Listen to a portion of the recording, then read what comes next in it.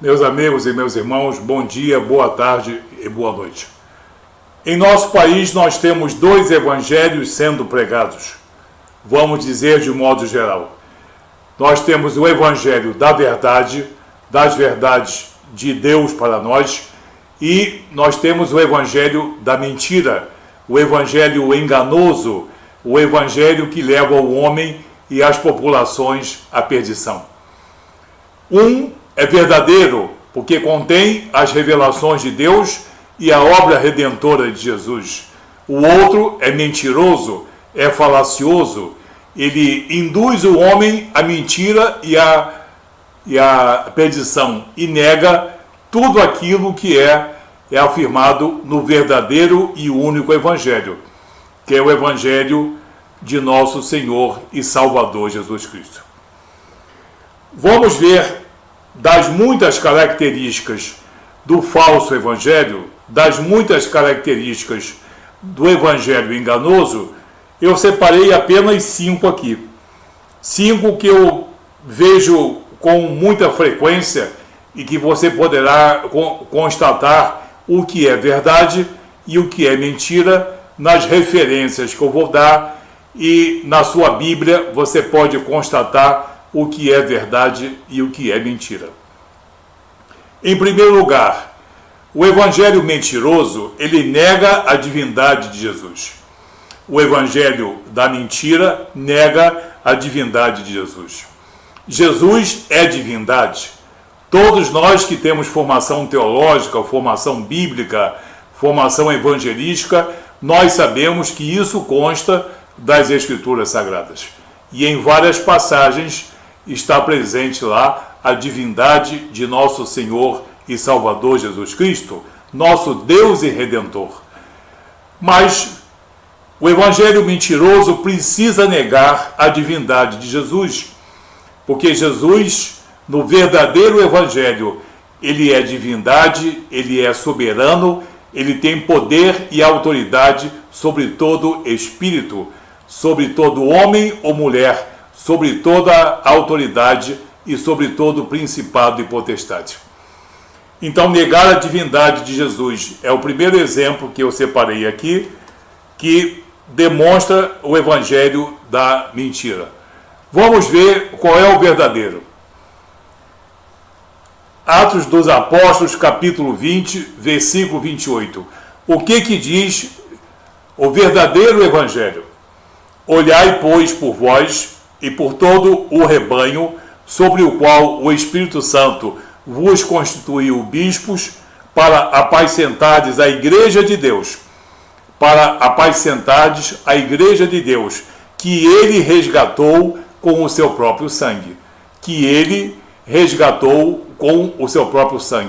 Quando é que o próprio Deus, no caso, resgatou com o seu próprio sangue para si a sua igreja?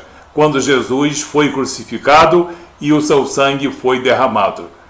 Então, é uma das muitas provas da divindade de nosso Senhor e Salvador Jesus Cristo, aqui demonstrada no verdadeiro evangelho, mas que é negada pelo evangelho falacioso, o evangelho da mentira.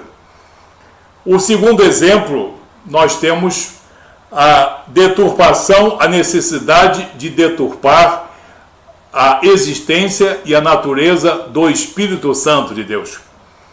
Deturpar o Espírito Santo de Deus é uma necessidade, é uma constância no evangelho da mentira, no evangelho falacioso. Por quê?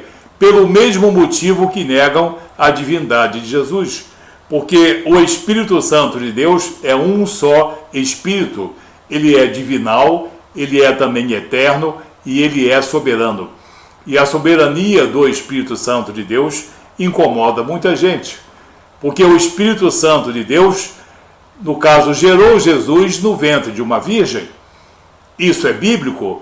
Ele capacitou Jesus em toda a sua vida missionária. Jesus pregou e com a capacitação pelo Espírito Santo de Deus. O Espírito Santo ressuscitou também Jesus dentre os mortos.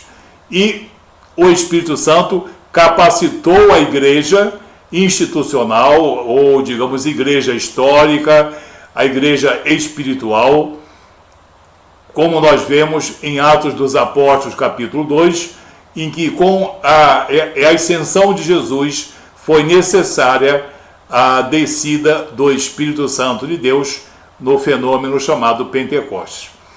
Então isso mostra o quê? Poder, divindade e soberania e também unicidade do Espírito Santo de Deus. Mas isso, que para nós cristãos é maravilha, é uma coisa irritante para aqueles que não suportam a verdade da obra redentora de Jesus. Então vamos ver aonde está a verdade. Paulo nos afirma em 1 Coríntios capítulo 12, versículo 13, o seguinte: pois todos nós cristãos, fomos batizados em um Espírito, com E maiúsculo. Todos nós cristãos fomos batizados em um Espírito, formando um corpo. Que corpo é esse? O corpo místico de Cristo ou Israel de Deus, a verdadeira igreja espiritual. Quer judeus, quer gregos, quer servos, quer livres, e todos temos bebido de um só Espírito, Espírito com E maiúsculo. E todos nós temos sido capacitados, todos nós temos sido alimentados e sustentados por um só Espírito. Um Espírito capacitador, um Espírito transformador, um Espírito único, soberano e também eterno. Então, a verdade é essa, mas o evangelho mentiroso procura negar e deturpar a existência e a essência una e também divinal e eterna do Espírito Santo de Deus. O terceiro exemplo que nós podemos constatar facilmente no evangelho da mentira é a tentativa de corromper a missão de Jesus. Isso é o que mais gostam, isso tem sido bastante frequente. Corromper a obra redentora do Filho de Deus. Corromper a obra redentora, a morte voluntária, a morte sacrificial do Cordeiro de Deus, do Agnus Dei, nosso Senhor e Salvador Jesus Cristo. Corrompendo a missão de Jesus, transformando Jesus num simples espírito evoluído ou num homem melhorado. É tudo o que muita gente sonha.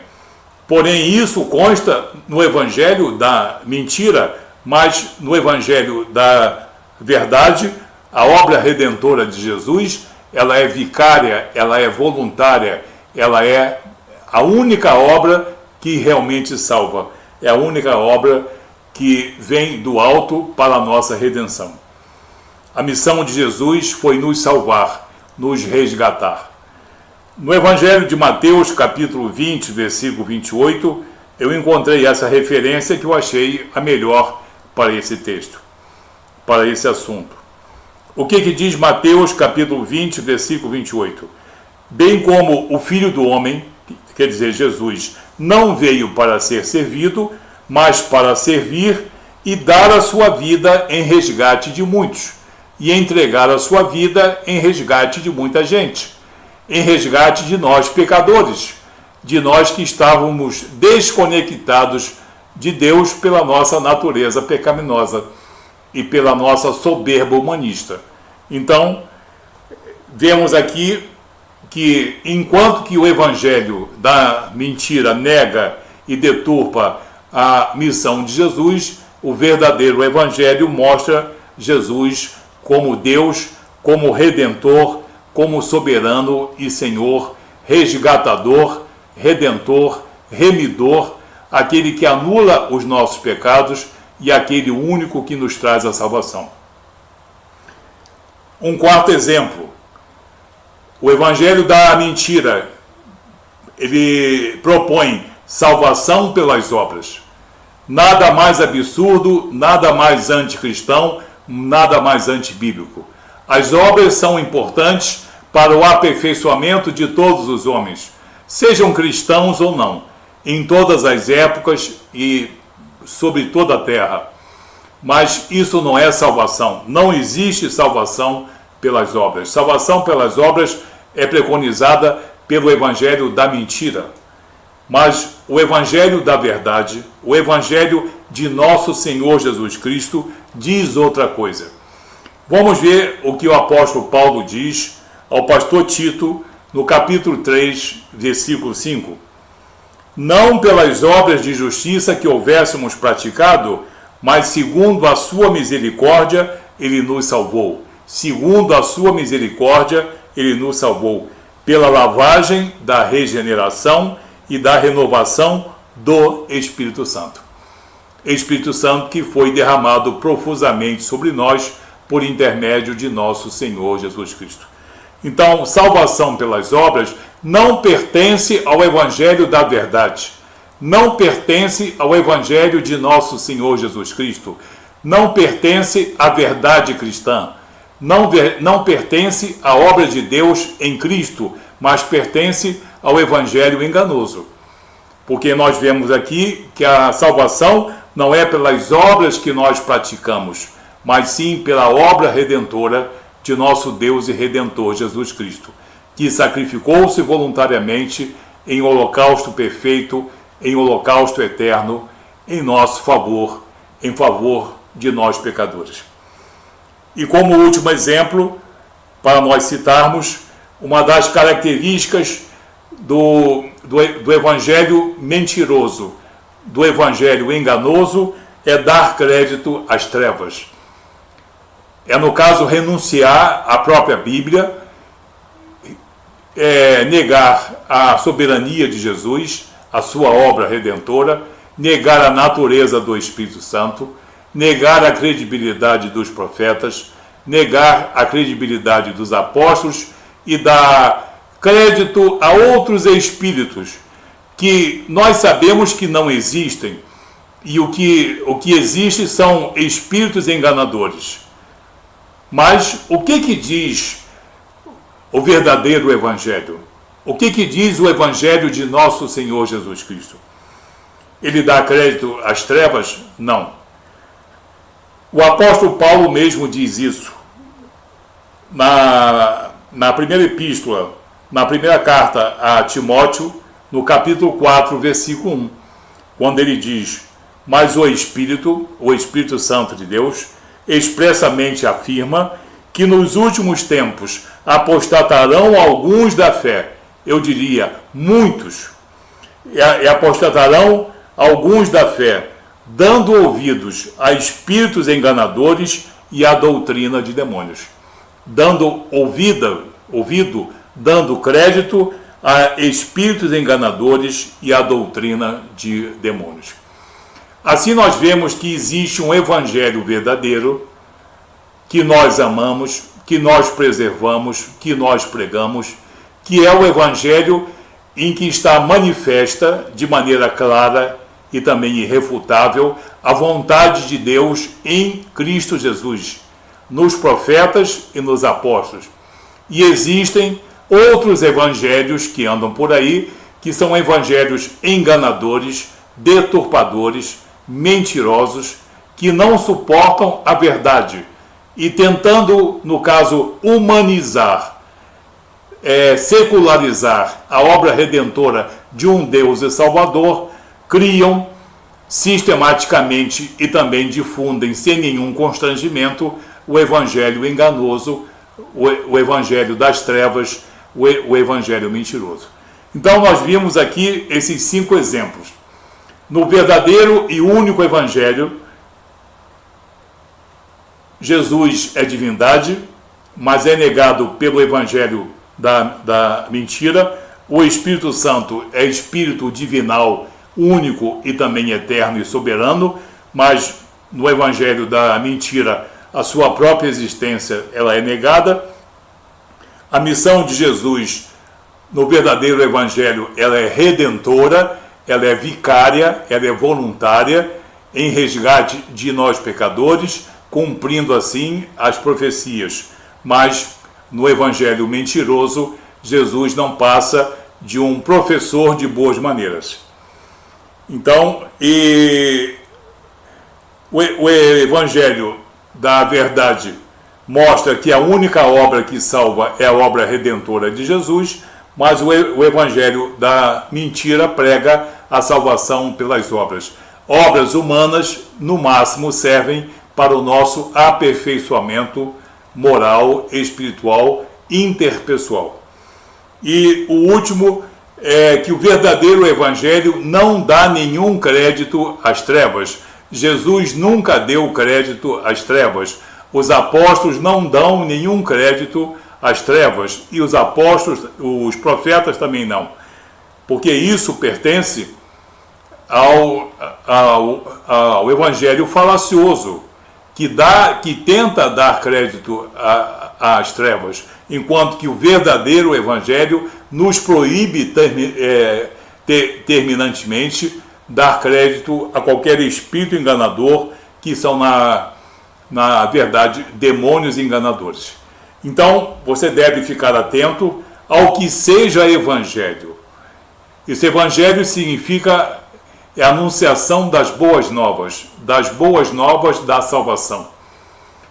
No caso, o ensinamento de coisas bonitas e da obra redentora do Filho de Deus, do Filho do Homem, cumprindo-se assim a promessa feita a Abraão em Gênesis capítulo 22 e também o cumprimento da profecia que está no livro de Isaías capítulo 53, versículos 3 a 10.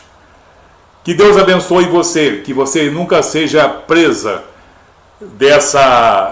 desse evangelho mentiroso e enganador, e que você se detenha sempre no único e verdadeiro evangelho, o evangelho anunciado por Jesus, pelos profetas e pelos apóstolos, aonde consta lá a vontade soberana do nosso Deus e Salvador Jesus Cristo.